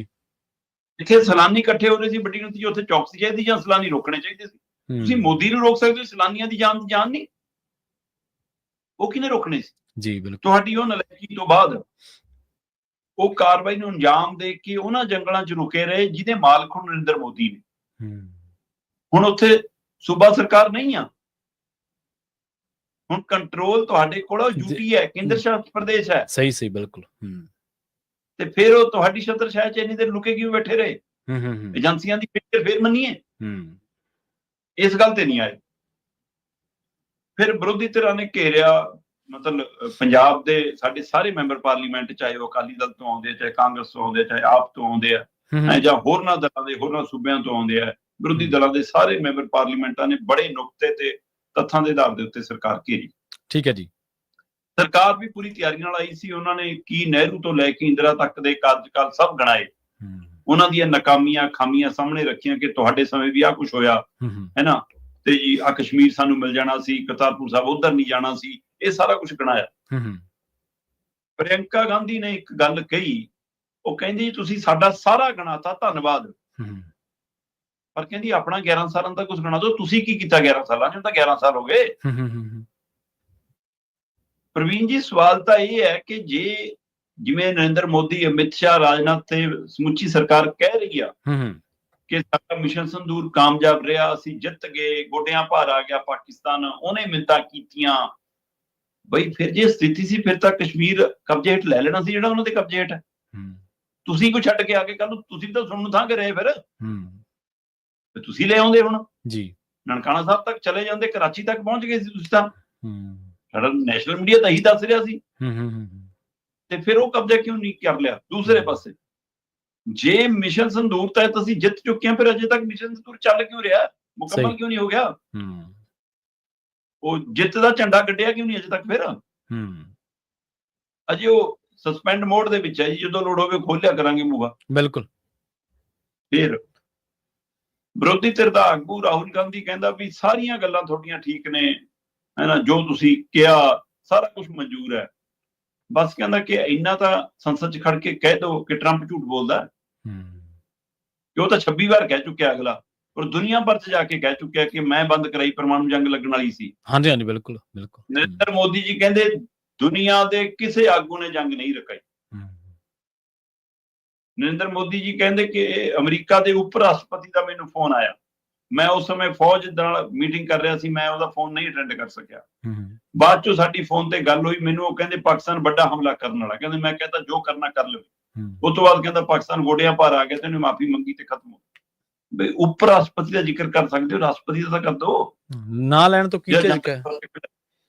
ਇਹ ਕੀ ਡਰ ਹੈ ਫਿਰ ਜਿਹੜਾ ਤੁਹਾਡੀ ਜੀਭ ਦੇ ਉੱਤੇ, ਤੁਹਾਡੀ ਜ਼ੁਬਾਨ ਦੇ ਉੱਤੇ ਟਰੰਪ ਸ਼ਬਦ ਨਹੀਂ ਆ ਰਿਹਾ? ਕਿਹੜਾ ਖੌਫ ਹੈ? ਭਾਰਤੀ ਫੌਜ ਨੇ ਗੱਲ ਕਹੀ ਕਿ ਸਾਡੀ ਲੜਾਈ ਪਾਕਿਸਤਾਨ ਨਾਲ ਨਹੀਂ ਸੀ, ਚੀਨ ਨੇ ਆਪਣੇ ਹਥਿਆਰਾਂ ਦੇ ਵੀ ਟ੍ਰਾਇਲ ਕੀਤੇ। ਭਾਰਤ ਦੇ ਫੌਜ ਅਧਿਕਾਰੀਆਂ ਨੇ ਕਿਹਾ ਕਿ ਜਿਹੜੀਆਂ ਸਾਡੀ ਸੁਰੱਖਿਆ ਦਾ ਸਮਾਨ ਲਈ ਇਹ ਸਮਝੌਤੇ ਹੁੰਦੇ ਨੇ, ਉਹ ਸਮੇਂ ਸਿਰ ਉਹ ਸਹੀ ਦਿਸ਼ਾ 'ਚ ਮੁਕੰਮਲ ਨਹੀਂ ਹੁੰਦੇ, ਜਿਹਦਾ ਨਤੀਜਾ ਭੋਗਣਾ ਪੈਂਦਾ ਹੈ। ਇਹਦੇ ਕੀ ਅਰਥ ਨੇ ਜਨਾਬ? ਇਹ ਸਮਝਾ ਦਿਓ ਮੁਲਕ ਨੂੰ। ਜੀ, ਇਸ ਲਈ ਫੌਜ ਦੀ ਕਾਰਵਾਈ ਦਾ ਸਿਹਰਾ ਬਣਨ ਦੀ ਕੋਸ਼ਿਸ਼ ਹੋਈ, ਆਪਣੀਆਂ ਨਾਕਾਮੀਆਂ ਲੁਕਾਉਣ ਦੀ ਕੋਸ਼ਿਸ਼ ਹੋਈ। ਬੇਸ਼ੱਕ ਬਹਿਸ ਹੋਈ ਸੰਸਦ ਦੇ ਵਿੱਚ ਮਿਸ਼ਨ ਸੰਦੂਰ ਦੇ ਉੱਤੇ, ਪਹਿਲਗਾਮ ਹਮਲੇ ਦੇ ਉੱਤੇ, ਹੈ ਨਾ, ਪਰ ਇਸ ਤਿੰਨ ਅੱਤਵਾਦੀਆਂ ਦੀ ਆੜ ਦੇ ਵਿੱਚ ਕਿ ਲਓ ਜੀ ਅਸੀਂ ਇਹ ਮਾਰ ਮੁਕਾਏ, ਹੈ ਨਾ, ਉਸ ਨਾਲ ਇਸ ਦੇ ਉੱਤੇ ਮਿੱਟੀ ਪਾਉਣ ਦੀ ਵੀ ਕੋਸ਼ਿਸ਼ ਕੀਤੀ ਤੇ ਆਪਣੀਆਂ ਨਾਕਾਮੀਆਂ ਨੂੰ ਲੁਕਾਉਣ ਦੀ ਕੋਸ਼ਿਸ਼ ਕੀਤੀ। ਦੇਸ਼ ਨੂੰ ਅਜੇ ਵੀ ਤੁਸੀਂ ਸਪਸ਼ਟ ਜਵਾਬ ਨਹੀਂ ਦੇ ਸਕੇ। ਕਿਤੇ ਕਿਸੇ ਅਮੀਰ ਘਰਾਣੇ ਚੋਂ ਕਿਸੇ ਨੇ ਕਾਲ ਤਾਂ ਨਹੀਂ ਕਰਤੀ ਜਾਂ ਕਿਸੇ ਸੁਨੇਹਾ ਤਾਂ ਨਹੀਂ ਭੇਜਤਾ ਵੀ ਉਹਦਾ ਨਾਂ ਨਾ ਲਿਓ, ਉੱਥੇ 2000 ਕਰੋੜ ਵਾਲੇ ਮਾਮਲੇ ਦੀ ਜਾਂਚ ਚੱਲੀ ਜਾਂਦੀ ਹੈ। ਭਾਰਤ ਇੱਕ ਬਹੁਤ ਵੱਡੀ ਅਡਾਨੀ ਦਾ ਨਾਮ ਬੋਲਦਾ, ਕਿਤੇ ਉਧਰੋਂ ਕਿਤੇ ਦਫ਼ਤਰ ਚੋਂ ਆ ਗਈ ਹੋਵੇ ਮੈਸੇਜ, ਸੁਨੇਹਾ ਕੋਈ ਕਿਸੇ ਰੂਪ ਦੇ ਵਿੱਚ ਕਿ ਨਾਂ ਨਾ ਲਿਓ, ਕਿਤੇ ਸਾਡੇ ਜਿਹੜੇ ਉਹ ਹੋਰ ਵੀ ਕੱਚੇ ਚੱਠੇ ਦੁਨੀਆ ਦੇ ਸਾਹਮਣੇ ਆ ਜਾਣ। ਨਵੀਨ ਜੀ, ਜਿਹੜੇ ਉਸ ਬੰਦੇ ਦੇ ਕੋਲ ਬੈਠ ਕੇ ਨਹੀਂ ਕਹਿ ਸਕੇ ਕਿ ਸਾਡੇ ਬੰਦੇ ਨੂੰ ਹੱਥਕੜੀਆਂ ਬੀੜੀਆਂ ਨਾ ਲਾਓ। ਸਹੀ ਸਹੀ ਸਹੀ, ਬਿਲਕੁਲ ਸਹੀ। ਕੀ ਕਰ ਲੈਣ? ਜੀ ਬਿਲਕੁਲ, ਉਹਨਾਂ ਤੋਂ ਉਮੀਦ ਨਾ ਰੱਖੋ। ਜੀ, ਅਗਲੀ ਗੱਲ ਕਰੀਏ ਭਾਰਤ ਦੇ ਵਿੱਚ ਅਵਾਰਾ ਪਸ਼ੂਆਂ ਦੀ, ਅਵਾਰਾ ਜਾਨਵਰਾਂ ਦੇ ਬਾਰੇ। 1 ਸਾਲ ਦੇ ਵਿੱਚ ਕਹਿੰਦੇ 37 ਲੱਖ ਕੁੱਤਿਆਂ ਦੇ ਕੱਟਣ ਦੇ ਮਾਮਲੇ ਸਾਹਮਣੇ ਆਏ ਨੇ ਭਾਰਤ ਦੇ ਵਿੱਚ। ਇਹਨਾਂ ਦੇ ਵਿੱਚ ਉਹ ਤਾਂ ਨਹੀਂ ਸ਼ਾਮਲ ਜਿਨ੍ਹਾਂ ਨੇ ਕਿਸੇ ਤੋਂ ਕੋਈ ਕਿਸੇ ਤਰ੍ਹਾਂ ਦੀ ਰਿਸ਼ਵਤ ਲਈ, ਜਾਂ ਕਿਸੇ ਦੇ ਗਰੀਬ ਤੇ ਪਲਾਟ ਤੇ ਕਬਜ਼ਾ ਕਰ ਲਿਆ, ਜਾਂ ਕਿਸੇ ਦੀ ਇੱਜ਼ਤ ਦੇ ਨਾਲ ਖਿਲਵਾੜ ਕੀਤਾ, ਕਿ ਉਹਨਾਂ ਜਾਨਵਰਾਂ ਦੇ ਨਾਂ ਤਾਂ ਨਹੀਂ? ਨਹੀਂ ਜੀ, ਇਹ ਸੱਚਮੁੱਚ ਕੁੱਤਿਆਂ ਦੇ ਕੱਟਣ ਦੇ ਮਾਮਲੇ ਨੇ। ਠੀਕ ਹੈ, ਫਿਰ ਠੀਕ ਹੈ ਜੀ। ਪ੍ਰਵੀਨ ਜੀ, ਤੁਸੀਂ ਦਰੁਸਤ ਫਰਮਾਇਆ ਕਿ ਭਾਰਤ ਦੇ ਵਿੱਚ ਅਵਾਰਾ ਪਸ਼ੂ, ਅਵਾਰਾ ਕੁੱਤੇ, ਅਵਾਰਾ ਜਾਨਵਰ, ਇਹਦਾ ਬਹੁਤ ਮਸਲਾ ਹੁੰਦਾ। ਵੈਸੇ ਤਾਂ ਸੜਕ ਹਾਦਸਿਆਂ 'ਚ ਵੱਡਾ ਰੋਲ ਹੈ ਅਵਾਰਾ ਪਸ਼ੂਆਂ, ਗਊ, ਸਾਡਾ ਦਾ, ਉਹ ਬਹੁਤ ਖਾਨੇ ਜਾਂਦੇ ਨੇ। ਜੀ ਜੀ। ਤੇ ਇਸ ਤਰ੍ਹਾਂ ਮਤਲਬ ਜਥੇਦਾਰ ਗਿਆਨੀ ਕੁਲਦੀਪ ਸਿੰਘ ਗੜਗੱਜ ਹੋਰਾਂ ਦੇ ਬਹੁਤ ਰਿਸ਼ਤੇਦਾਰ ਉਹ ਵੀ ਸੜਕ ਹਾਦਸੇ ਦਾ ਸ਼ਿਕਾਰ ਹੋਏ ਇਸੇ ਤਰ੍ਹਾਂ, ਹੈ ਨਾ, ਤੇ ਇਹ ਘਟਨਾਵਾਂ ਲਗਾਤਾਰ ਵਾਪਰਦੀਆਂ ਨੇ। ਪਰ ਉਹਦੇ ਬਾਵਜੂਦ ਵੀ ਪਸ਼ੂ ਪ੍ਰੇਮੀ ਜੀ ਫਿਰ ਜਦ ਧਰਮ ਦੀ ਆੜ ਲੈ ਲੈਂਦੇ ਨੇ, ਅਜਿਹੇ ਮਸਲਿਆਂ ਤੇ ਕੁਝ ਕਰ ਲੈਂਦੇ, ਜਦੋਂ ਕਿ ਇਸ ਨੂੰ ਹਟਾਉਣ ਲਈ ਸਰਕਾਰਾਂ ਅਜੇ ਤੱਕ ਕੋਈ ਸਫਲ ਯੋਜਨਾ ਨਹੀਂ ਲਿਆ ਸਕੇ। ਦੂਸਰੇ ਪਾਸੇ ਇਹਨਾਂ ਸੜਕ ਹਾਦਸਿਆਂ ਦਾ ਵੀ ਕਾਰਨ ਬਣਦੇ ਨੇ ਅਵਾਰਾ ਕੁੱਤੇ। ਕਈ ਵਾਰ ਸਾਈਕਲ ਵਾਲੇ ਦੇ ਮਗਰ ਭੱਜ ਲਏ, ਹੈ ਨਾ, ਕਿਸੇ ਜਵਾਕ ਦੇ ਮਗਰ ਭੱਜ ਲਏ, ਸਾਈਕਲ ਵਾਲੇ ਦੇ ਪੈ ਗਏ, ਉਹ ਵੀ ਇੱਕ ਕਾਰਨ ਬਣਦੇ ਨੇ। ਦੂਸਰੇ ਪਾਸੇ ਗਲੀਆਂ 'ਚ ਜਿਵੇਂ ਦੜ ਕਰਦੇ ਫਿਰਦੇ ਹੁੰਦੇ ਨੇ ਗੈਂਗ ਦੇ ਰੂਪ 'ਚ, ਜਾਂ ਪਿੰਡਾਂ ਕਸਬਿਆਂ ਦੀਆਂ ਬਾਹਰਲੀਆਂ ਫਿਰਲੀਆਂ ਤੇ ਜਿਨ੍ਹਾਂ ਦੇ ਉੱਤੇ ਜਿੱਥੇ ਹੱਡਾ ਰੋੜੀ ਵਗੈਰਾ ਹੋਵੇ, ਉਹ ਖੂਨ ਲੱਗਿਆ ਹੁੰਦਾ ਉਹਨਾਂ ਕੁੱਤਿਆਂ ਦੇ ਉੱਤੇ, ਜਵਾਕਾਂ ਨੂੰ ਜਿਵੇਂ ਲੋਕਾਂ ਨੂੰ ਜਿਵੇਂ ਪੈਂਦੇ ਨੇ। ਇਹ ਉਹੇ ਜਿਹੇ ਮਾਮਲੇ ਨੇ ਕਿ ਭਾਰਤ ਦੇ ਵਿੱਚ 1 ਸਾਲ ਦੇ ਵਿੱਚ ਲੰਘੇ 2024 ਵਰੇ ਦੇ ਦਰਮਿਆਨ 37 ਲੱਖ ਤੋਂ ਵੱਧ ਕੁੱਤਿਆਂ ਦੇ ਕੱਟਣ ਦੇ ਮਾਮਲੇ ਆਏ ਜੀ। ਤੇ ਮਾਣਯੋਗ ਸੁਪਰੀਮ ਕੋਰਟ ਨੂੰ ਕਹਿਣਾ ਪਿਆ ਕਿ ਬਹੁਤ ਡਰਾਵਣਾ ਹੈ ਕੋਈ ਹੱਲ ਲੱਭੋ, ਕੋਈ ਸਹੀ। ਇਹਨਾਂ ਦੇ ਬਾੜੇ ਬਣਾ ਦਿਓ ਸ਼ਹਿਰਾਂ ਦੇ ਬਾਹਰ, ਕੋ ਕਿਤੇ ਇਹਨਾਂ ਨੂੰ ਇਕੱਠੇ ਕਰਕੇ ਰੱਖਣਾ ਸ਼ੁਰੂ ਕਰੋ, ਕੁਛ ਤਾਂ ਕਰੋ। ਔਰ ਇਹ 37 ਲੱਖ ਦੇ ਵਿੱਚੋਂ ਮੈਂ 5 ਲੱਖ ਤੋਂ ਵੱਧ ਮਾਮਲੇ ਮੈਂ 15 ਸਾਲ ਦੇ ਜਵਾਕਾਂ ਤੋਂ ਛੋਟਿਆਂ ਦੇ ਆ। ਤੁਸੀਂ ਇਹ ਦੇਖੋ ਕਿਸ ਕਦਰ ਵਧੇ। ਸਾਲ 2022 ਚ 21 ਲੱਖ ਕੁੱਤਿਆਂ ਦੇ ਕੱਟਣ ਦੇ ਮਾਮਲੇ ਸੀ, ਸਾਲ 2023 ਚ 30 ਲੱਖ ਤੱਕ ਹੋਈ ਗਿਣਤੀ, ਸਾਲ 2024 ਚ 37 ਲੱਖ ਤੋਂ ਪਾਰ ਚਲੀ ਗਈ। ਤੇ ਇਸੇ ਤਰ੍ਹਾਂ ਜੇ ਮੈਂ ਸੂਬਾ ਵਾਈਜ਼ ਦੇਖਾਂ, ਟੌਪ 5 ਜਿਹੜੇ ਸੂਬੇ ਨੇ, ਮਹਾਰਾਸ਼ਟਰ ਸਭ ਤੋਂ ਵੱਧ ਕੁੱਤਿਆਂ ਦੇ ਕੱਟਣ ਦੇ ਮਾਮਲੇ ਆਏ ਨੇ 4,85,000 ਦੇ ਕਰੀਬ। ਠੀਕ ਹੈ। ਫਿਰ ਬਾਰੀ ਤਾਮਿਲਨਾਡੂ ਦੀ ਆਉਂਦੀ ਹੈ 4,80,000 ਤੋਂ ਵੱਧ। ਫਿਰ ਬਾਰੀ ਗੁਜਰਾਤ ਦੀ ਆਉਂਦੀ ਹੈ 3,92,000 ਤੋਂ ਵੱਧ ਕੁੱਤਿਆਂ ਦੇ ਕੱਟਣ ਦੇ ਮਾਮਲੇ ਨੇ। ਫਿਰ ਕਰਨਾਟਕਾ ਚੌਥੇ ਨੰਬਰ ਤੇ 3,61,000, ਪੰਜਵੇਂ ਨੰਬਰ ਤੇ ਬਿਹਾਰ ਹੈ 2,63,000 ਤੋਂ ਵੱਧ ਕੁੱਤਿਆਂ ਦੇ ਕੱਟਣ ਦੇ ਮਾਮਲੇ ਨੇ। ਔਰ ਦਿੱਲੀ ਵਰਗਾ ਸੂਬਾ, ਦੇਸ਼ ਦੀ ਰਾਜਧਾਨੀ, 143% ਦੇ ਔਸਤ ਦੇ ਹਿਸਾਬ ਨਾਲ ਹਰ ਸਾਲ ਕੁੱਤਿਆਂ ਦੇ ਕੱਟਣ ਦੇ ਮਾਮਲੇ ਦਿੱਲੀ 'ਚ ਵਧ ਰਹੇ ਨੇ। ਤੇ ਇਹ ਖਬਰਾਂ ਜਿਹੜੀਆਂ ਚਰਚਾ 'ਚ ਆਈਆਂ, ਉਹ ਦਿੱਲੀ ਦੀ ਇੱਕ 6 ਸਾਲ ਦੀ ਜਵਾਕੜੀ ਨੂੰ 30 ਜੂਨ ਨੂੰ ਕੁੱਤੇ ਨੇ ਕੱਟਿਆ ਸੀ, ਉਹ ਮਹੀਨਾ ਨਹੀਂ ਕੱਟ ਸਕੀ। ਉਹ 26 ਜੁਲਾਈ ਨੂੰ ਉਹਦਾ ਦੇਹਾਂਤ ਹੋ ਗਿਆ। 6 ਸਾਲ ਦੀ ਜਵਾਕੜੀ, ਉੱਥੋਂ ਇਹ ਖਬਰ ਚਰਚਾ 'ਚ ਤੁਰੀ ਤੇ ਇਸ ਕਦਰ ਇਹ ਮੁੱਦਾ ਸਾਹਮਣੇ ਆਇਆ। ਸਾਡੇ ਪਸ਼ੂ ਪਾਲਣ ਜਿਹੜੇ ਸਟੇਟ ਮੰਤਰੀ ਨੇ ਕੇਂਦਰ ਦੇ ਵਿੱਚ, MP ਸਿੰਘ, ਉਹਨਾਂ ਨੇ 22 ਜੁਲਾਈ ਨੂੰ ਜਾਣਕਾਰੀ ਦਿੱਤੀ ਸੀ ਕਿ ਜੀ 2024 ਦੇ ਵਿੱਚ 37 ਲੱਖ ਕੁੱਤਿਆਂ ਦੇ ਕੱਟਣ ਦੇ ਮਾਮਲੇ ਜੀ, ਇਹ ਅਧਿਕਾਰਤ ਮਾਮਲੇ ਆ, ਤਾਂ ਮਤਲਬ ਇਹ ਤੋਂ ਵੱਧ ਕਿੰਨੇ ਹੋਣ ਜਿਹੜੇ ਰਿਪੋਰਟ ਨਹੀਂ ਹੋ ਸਕੇ। ਇੱਥੇ ਤਾਂ ਕੁਝ ਹੁੰਦਾ ਨਹੀਂਗਾ, ਪਰ ਬਿਹਾਰ ਦੀ ਇੱਕ ਖਬਰ ਜ਼ਰੂਰ ਚਰਚਾ 'ਚ ਹੈ। ਬਿਹਾਰ 'ਚ ਇੱਕ ਕੁੱਤੇ ਦਾ ਰੈਜ਼ੀਡੈਂਸ ਸਰਟੀਫਿਕੇਟ ਬਣਿਆ ਜੀ। ਮਤਲਬ ਵੈਸੇ ਤਾਂ ਕੁੱਤੇ ਰਜਿਸਟ੍ਰੇਸ਼ਨ ਜੇ ਤੁਸੀਂ ਘਰਾਂ 'ਚ ਪਾਲੇ ਆ, ਫਿਰ ਉਹ ਰਜਿਸਟ੍ਰੇਸ਼ਨ ਕਰਾਉਣੀ ਪੈਂਦੀ ਹੈ। ਉਹ ਰਜਿਸਟ੍ਰੇਸ਼ਨ ਇੱਕ ਪ੍ਰਕਿਰਿਆ ਵੱਖਰੀ ਹੈ, ਪਰ ਇੱਥੇ ਕੁੱਤੇ ਦਾ ਮਤਲਬ ਰਹਿਸ਼ੀ ਸਰਟੀਫਿਕੇਟ ਬਣਾਇਆ ਗਿਆ। ਉਹਦੇ ਤੇ ਕੁੱਤੇ ਦਾ ਬਕਾਇਦਾ ਨਾਮ ਹੈ, ਕੁੱਤੇ ਦੀ ਫੋਟੋ ਹੈ, ਫਿਰ ਕੁੱਤੇ ਦੇ ਮਾਪਿਓ ਦਾ ਨਾਮ ਹੈ, ਤੇ ਉਹ ਜਿਹੜੇ ਬੰਦੇ ਨੇ ਐਪਲੀਕੇਸ਼ਨ ਲਾਈ ਸੀ ਉਹ ਵੀ, ਜਿਹਨੇ ਕੰਪਿਊਟਰ ਵਾਲੇ ਨੇ ਬਣਾਇਆ ਉਹ ਵੀ, ਜਿਹੜੇ ਅਧਿਕਾਰੀ ਦੇ ਦਸਤਖਤ ਮੋਹਰ ਹੈ ਸਰਕਾਰੀ ਉਹ ਵੀ, ਉਹ ਸਾਰੇ ਹੁਣ ਟੰਗ ਤੇ DC ਨੇ। ਮਤਲਬ ਉਹਦੇ ਪਰ ਬਕਾਇਦਾ ਡੌਗ ਬਾਬੂ ਦਾ ਰਹਿਸ਼ੀ ਸਰਟੀਫਿਕੇਟ, ਉਹਦੇ ਉੱਤੇ ਲਿਖਿਆ ਪਿਤਾ ਦਾ ਨਾਮ ਕੁੱਤਾ ਬਾਬੂ, ਮਾਂ ਦਾ ਨਾਮ ਕੁਤੀਆ ਦੇਵੀ ਹੈ ਨਾ। ਇਹ ਪਟਨਾ ਦੇ, ਬਿਹਾਰ ਦੇ ਪਟਨਾ ਖੇਤਰ ਦਾ ਮਾਮਲਾ ਜੀ। ਸੋ ਮਤਲਬ ਇਹ ਜੇ ਡਰਾਮੇਬਾਜ਼ੀ ਕਰਨ ਲਈ ਤੁਸੀਂ ਹੈਗੇ ਹੋ ਚੋਚਲੇਬਾਜ਼ੀ ਨੂੰ, ਤੇ ਜਿੱਥੇ ਕੰਮ ਕਰਨਾ ਉੱਥੇ ਨਾ ਸਰਕਾਰ ਕੰਮ ਕਰਨਾ, ਅਧਿਕਾਰੀ ਕੰਮ ਕਰੇ। ਜਿਸ ਮੁਲਕ 'ਚ ਇੱਕ ਸਾਲ 'ਚ 37 ਲੱਖ ਕੁੱਤਿਆਂ ਦੇ ਕੱਟਣ ਦੇ ਮਾਮਲੇ ਹੋਣ, ਤਾਂ ਹਿਸਾਬ ਲਾ ਲਓ ਕਿ ਹਨਾ ਬੰਦਿਆਂ ਦੀ ਪ੍ਰਤੀਤ ਤੇ ਸਾਂਭ ਸੰਭਾਲ ਕਿਹੋ ਜੀ। ਬਿਲਕੁਲ। ਬਹੁਤ ਸਾਰੇ ਤਾਂ ਲੀਡਰ ਇਹੋ ਜਿਹੇ ਨੇ ਜਿਹੜੇ ਬੰਦਾ ਸੜਕ ਤੇ ਮਾਰਿਆ ਜਾਵੇ ਜਾਂ ਕਿਸੇ ਘਟਨਾ ਦੇ ਵਿੱਚ, ਦੁਰਘਟਨਾ ਦੇ ਵਿੱਚ, ਜਾਂ ਕਿਸੇ ਹੋਰ ਜਿਹੜਾ ਕੋਈ ਧਨਾੜ ਬੰਦੇ ਵੱਲੋਂ ਕਿਸੇ ਵਧੀਕੀ ਕਰਕੇ, ਉਹਦੀ ਤਾਂ ਕੋਈ ਪੁੱਛ ਪੜਤਾਲ ਨਹੀਂ, ਉੱਥੇ ਤਾਂ ਟੈਗਿੰਗ ਹੋ ਜਾਂਦੀ ਹੈ।